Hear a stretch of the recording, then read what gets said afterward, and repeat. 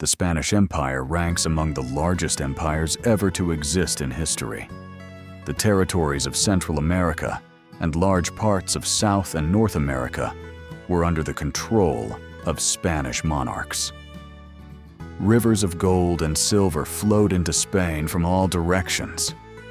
But the country that could have become the richest in Europe managed to lose everything, including the territories of its once unimaginable power.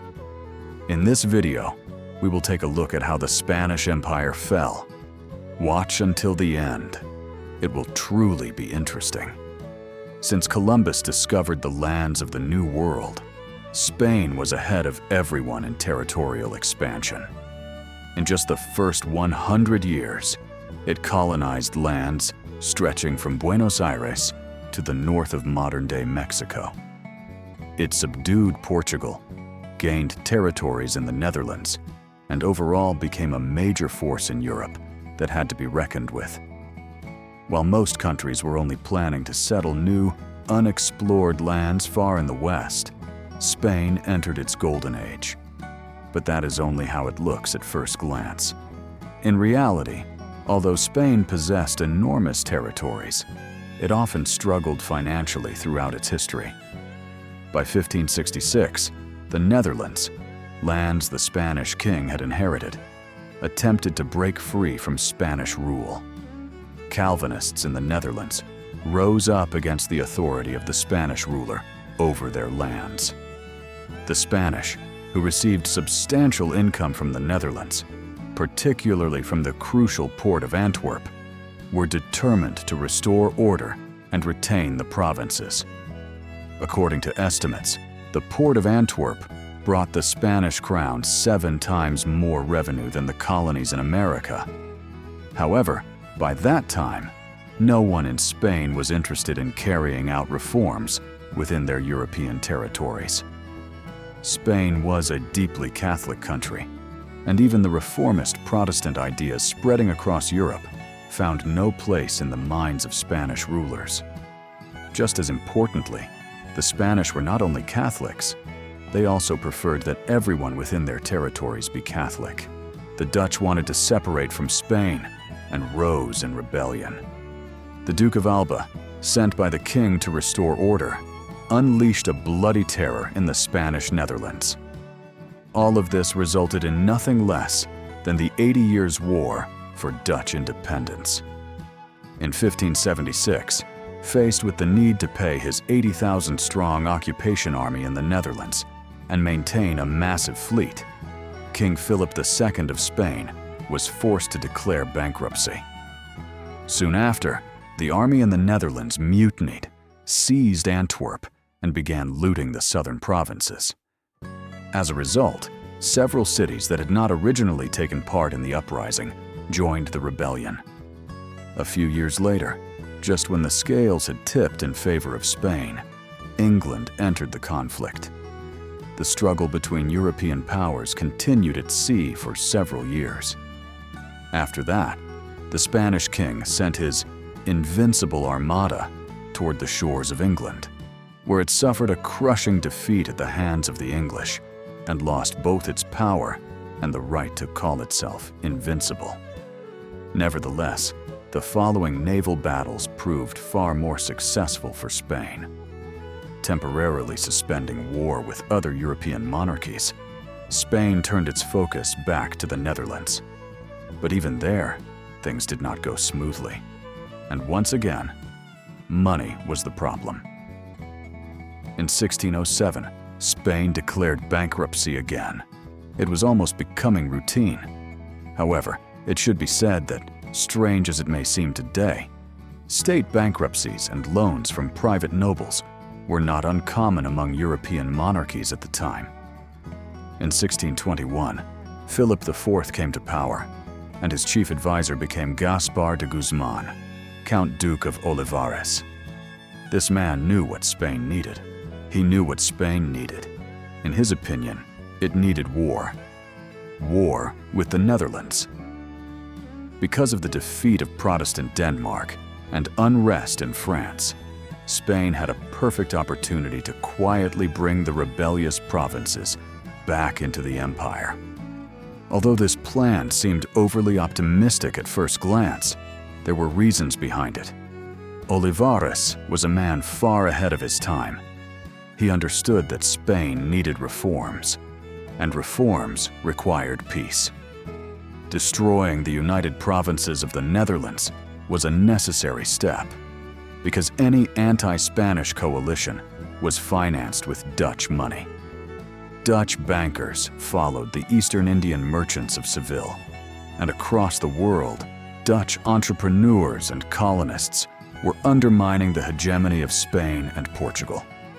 Thus, Olivares and the Spanish monarch planned to kill two birds with one stone: to achieve peace and restore dominance in trade, and to regain control of the profitable Dutch ports. In fact, even three birds with one stone. At first, the Spanish army conducted military operations in the Netherlands successfully, and it seemed the war was turning in Spain's favor. But in 1627, the Castilian economy, what do you think, was in decline. The Habsburgs resorted to debasing the coinage to pay for military expenses, and prices in Spain skyrocketed, just as they had earlier in Austria. Until 1631, as a result of the currency crisis in Castile, a barter economy began to develop, and the government was unable to collect significant taxes from peasants. It is difficult to collect money when that money barely participates in the economic life of your country. Thus, Spain found itself on a golden needle, completely dependent on the colonial treasure fleet. Spanish armies in Germany resorted to supplying themselves by taking what they needed from the lands where they were stationed. The situation repeated itself. Spain tried to conquer the Netherlands in order to implement reforms in peacetime and profit from Dutch ports. But that required money for the army, and there was no money. Meanwhile, a rebellion erupted in Portugal, which Spain initially ignored, and only 20 years later attempted to reclaim, unsuccessfully. Spain still possessed vast territories in Europe and across the world, but it now had to constantly fight to maintain its status as a world power. The country was plagued by poverty, economic crises, and demographic decline. Yet monarchs continued to spend enormous sums to preserve the image of a great nation, often through lavish ceremonies, etiquette, and spectacle. And I want to remind you, this was still Spain's golden age. The events ahead would unfold even faster. In the final decades of the 17th century, Spain experienced decline and stagnation in both its economy and political life. While the rest of Europe began implementing large-scale reforms in governance and society, Spain drifted passively with the current. The bureaucratic system established during the reigns of Charles I and Philip II required the active leadership of a strong monarch. The weakness and unwillingness to rule on the part of Philip III and Philip IV led to the degradation of the state administration system. Charles II was sickly and powerless. He died childless in 1700. After his death, Spain's ruling dynasty changed. The Bourbons replaced the Habsburgs. Although the new monarch, Philip V, reduced royal spending, the country was torn apart by conflicts caused by rival claims from other noblemen to the Spanish throne. This triggered yet another economic crisis, something Spain had grown accustomed to, and led to the War of the Spanish Succession. It was as a result of this war that Britain gained Gibraltar. Although the Golden Age was long gone, it was in the 18th century that the empire began, in some measure, to catch up with its European neighbors, both economically and administratively. These reforms strengthened the empire, and Spain gained additional revenue from trade, while successfully suppressing uprisings in the American colonies.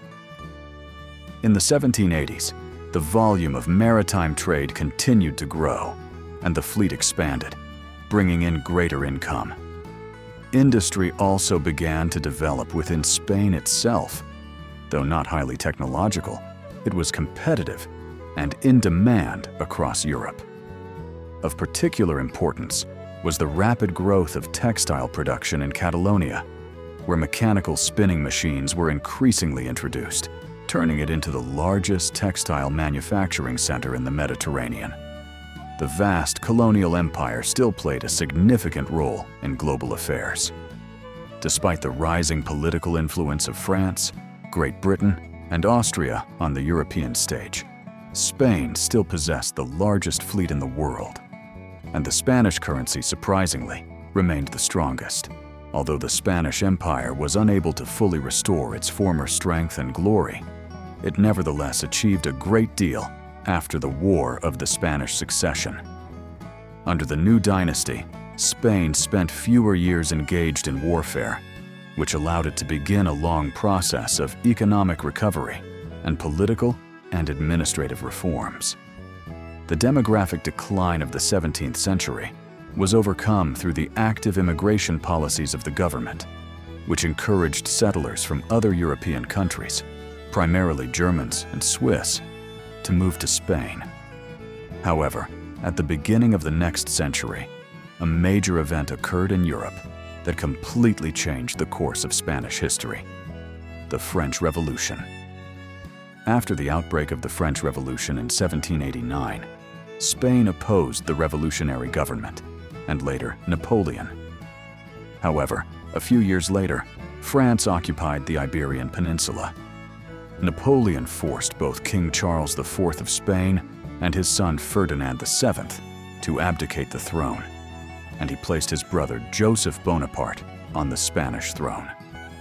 The Spanish people were far from pleased with this decision and rose up against French rule and Joseph's authority, but unsuccessfully at first.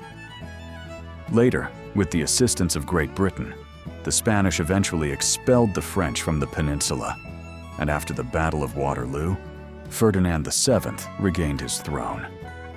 But during this time, independence movements began to spread throughout Spain's colonies. It marked the beginning of the end of the Spanish colonial empire. Several years earlier, Spain had already lost Louisiana, transferring it to France, which immediately sold it to the United States. However, Spain still retained control over the core parts of its colonial empire. But the abdication of kings and heirs, 6 years of captivity under France, and Joseph Bonaparte created deep confusion. It became difficult to understand who the real authority in Spain actually was, and whom to trust. In the colonies, this uncertainty was even greater. Amid complete political instability, a wave of uprisings began across Spanish America. The local aristocracy, whose status had been significantly reduced by the Bourbon reforms and whose powers had been curtailed, began to pose a serious threat. In 1808, the first revolutionary government assembly was formed in Mexico City. Soon after, uprisings spread throughout the continent, usually led by local aristocrats who had lost influence during the reforms. But before discussing how quickly Spain lost control of its colonies, it is important to understand why this happened, beyond the confusion surrounding the monarchy. The uprisings were fueled by widespread dissatisfaction with the policies of the metropolis, heavy restrictions, discrimination, and high taxes that hindered the economic development of the colonies. The outbreak of war was also encouraged by the awakening of national identity, as well as the influence of the American War of Independence, the French Revolution, and the Slave Revolt in Saint-Domingue. The colonial elite consisted of officials, generals, and officers sent directly from Spain, who often treated the descendants of earlier Spanish settlers and the Creoles with contempt. They were barred from holding the highest administrative positions. The Creoles were outraged that Spanish authorities prohibited the colonies from trading with other nations. This allowed Spanish merchants to inflate prices due to the lack of competition. Great Britain sought to secure free trade access to Spain's colonies, and therefore the Creoles lobbied for British support in their struggle against Spanish rule. Within the independence movement, different interests and factions emerged.